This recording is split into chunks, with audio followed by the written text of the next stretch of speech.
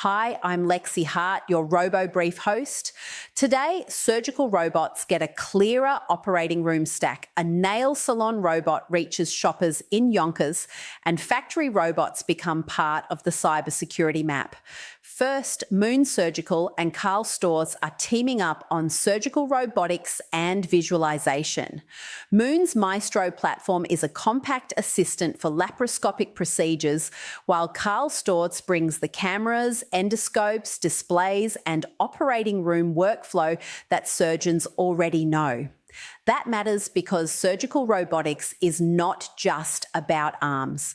It is about what the surgeon can see, how fast the room can turn over, and whether a smaller system can fit into real hospitals without forcing everyone to rebuild the workflow around a giant console.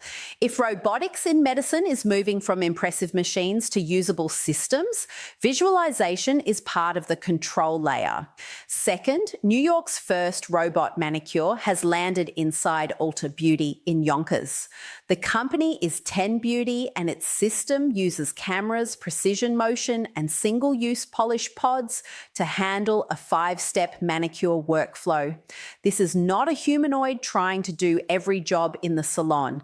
It is a narrow consumer service robot built around one repeatable task: remove polish, shape the nail, prep the cuticle, apply color, and dry the finish. That is the useful signal.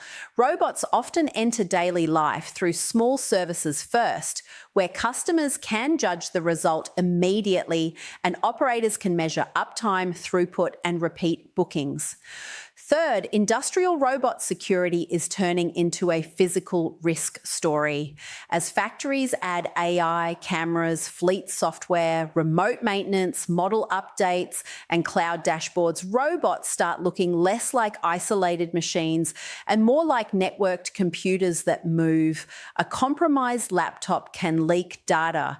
A compromised robot can damage equipment, spoil production, or create safety risk through subtle motion and sensor errors. The practical takeaway for buyers is simple. If a robot can affect the physical line, its software supply chain, update path, logs, identity controls, and local safety envelope need to be audited like critical infrastructure.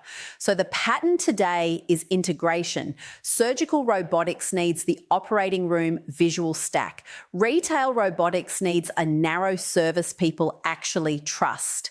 Factory robotics needs security discipline before autonomy gets deeper into production.